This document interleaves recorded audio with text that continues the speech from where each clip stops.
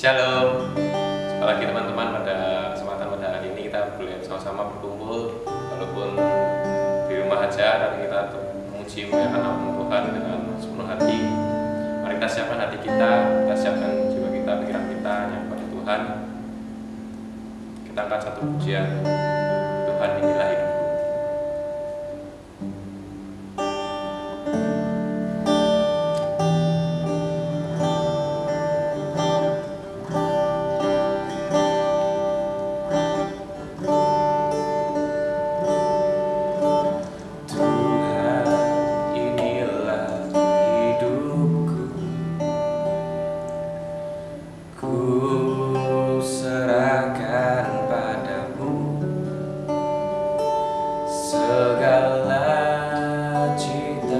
Cita-citaku, masa depanku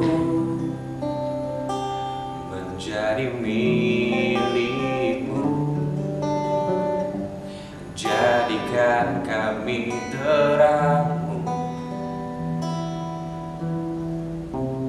di tengah kegelapan dunia, membawa bangsa-bangsa kepadamu.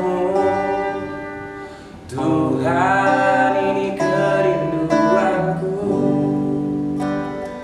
bagimu. Tuhan, seluruh hidupku pakailah Tuhan bagi kemuliaan-Mu.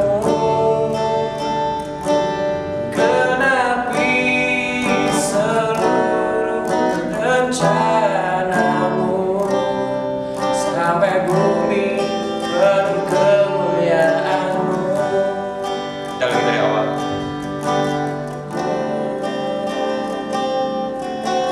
Tuhan, inilah hidupku, ku serahkan padamu segala cita-citaku, masa depanku menjadi milikmu. Jadikan kami terangmu di tengah kegelapan dunia, membawa bangsa-bangsa kepadamu. Tuhan, ini kerinduanku bagimu. Tuhan, seluruh hidupku pakailah Tuhan bagi kemuliaan-Mu. Genapi rencanamu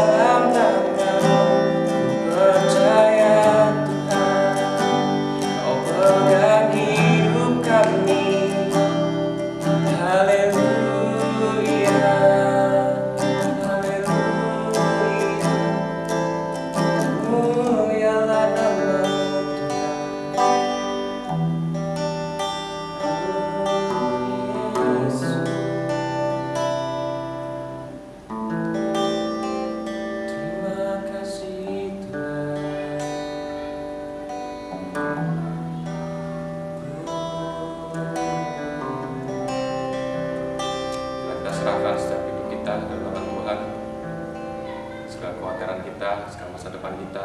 Bila Tuhan yang memegang kita, Tuhan akan terus memegang hidup kita jalan yang benar. Namun ada satu hal yang perlu kita harus perhatikan, bahwa kita juga perlu untuk melakukan setiap kebenaran firman Tuhan. Kita hanya memuji muliakan nama Tuhan, kita hanya menyembah Tuhan. Namun kita perlu untuk melakukan setiap firman Tuhan, melakukan setiap kehendak Tuhan, dan itu adalah merupakan pujian sejati bagi Tuhan. Kita naikkan sebuah pujian sejati.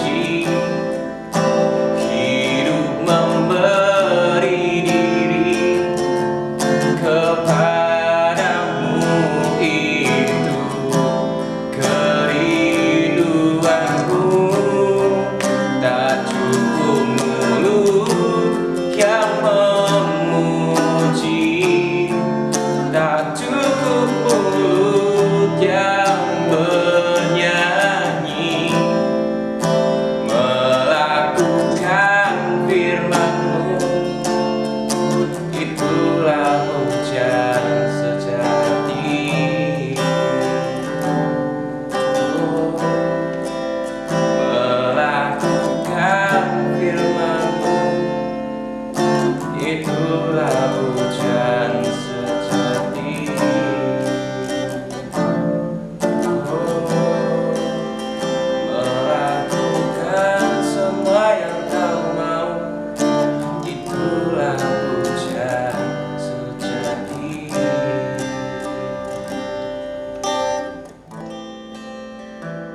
Shalom teman-teman yang dikasihi Tuhan.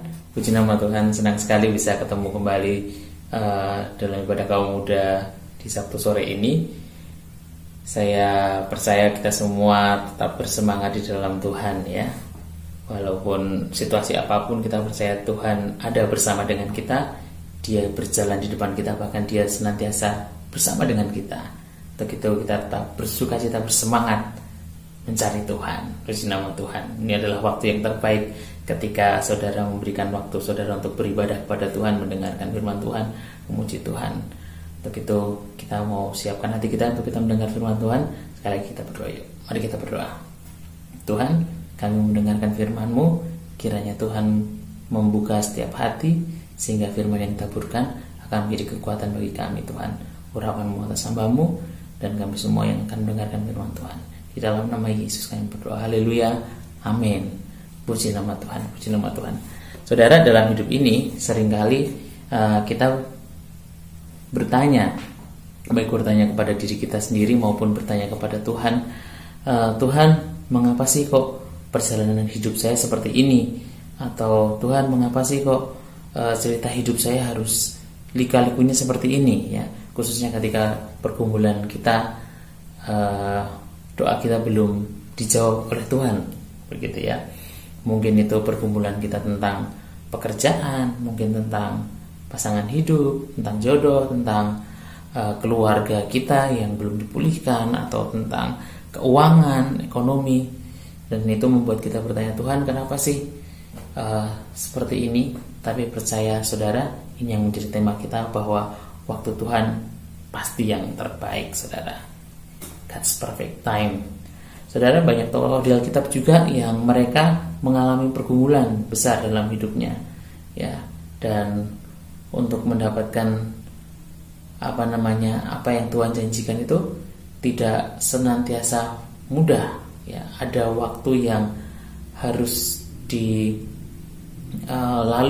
dan tidak selalu cepat, tidak selalu lambat, tapi pasti yang terbaik, saudara. Tapi kita akan belajar dari kehidupan umat Tuhan, yaitu umat Israel dalam perjalanan mereka 40 tahun di padang gurun dari Mesir menuju ke Kanaan. Kita mau belajar, dan mungkin saya tidak akan membaca karena itu semua ada di kitab Keluaran dan diulang lagi di kitab Ulangan.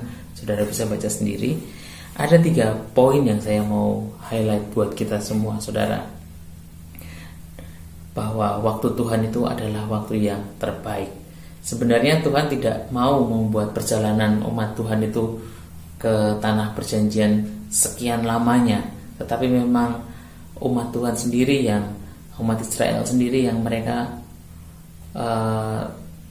keras kepala, mereka tidak bersyukur, mereka komplain, dan itu membuat akhirnya perjalanan mereka untuk sampai ke tanah perjanjian menjadi lama. Sebenarnya Tuhan itu ingin umatnya itu ketika mereka mau taat setia menyembah Tuhan, Tuhan tuh rindu untuk memberkati umatnya, saudara. Tuhan rindu untuk memberkati saudara.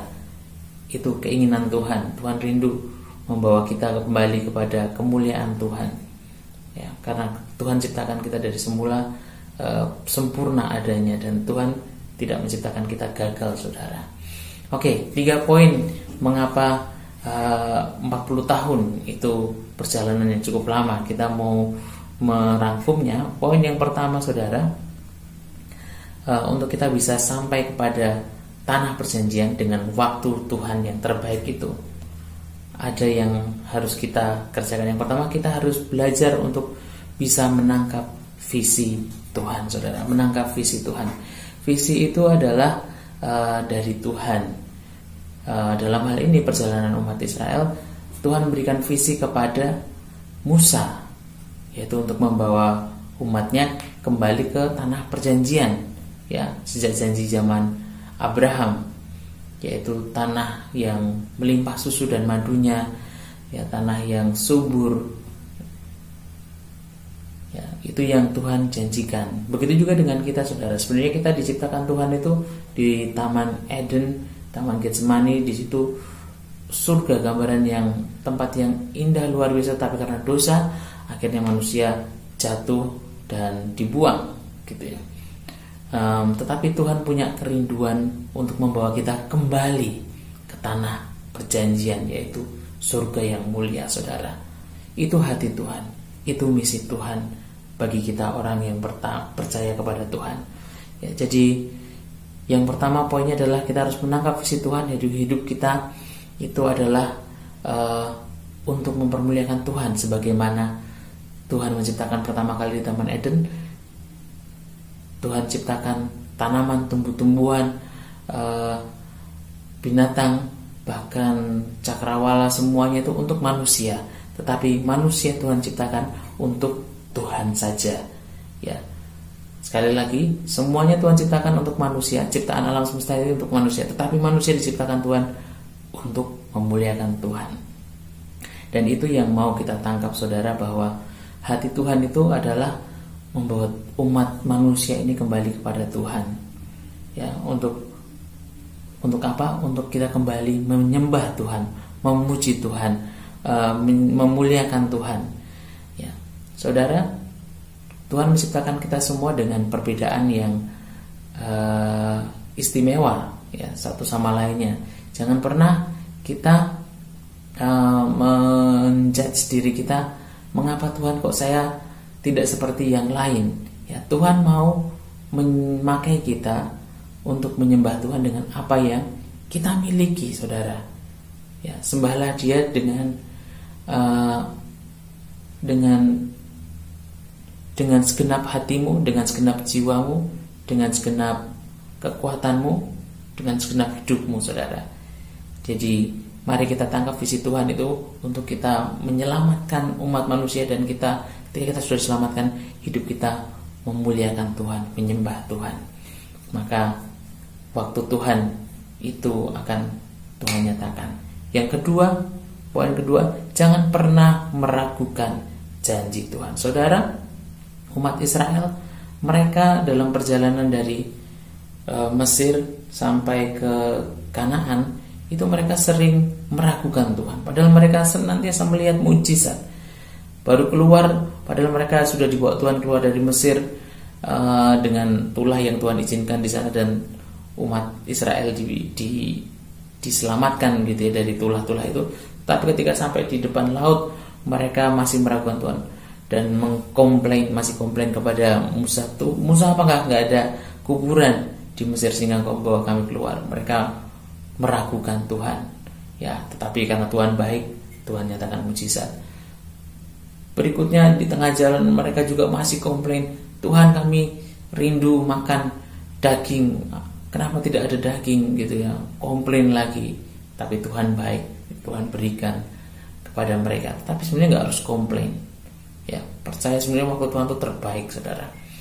Belum lagi di perjalanan berikutnya, wah, tidak ada air gitu ya. Jadi mereka komplain lagi. Sebenarnya mereka bisa minta baik-baik, tapi mereka komplain ya. Mereka menyalah-nyalahkan Tuhan, menyalah-nyalahkan Musa ya.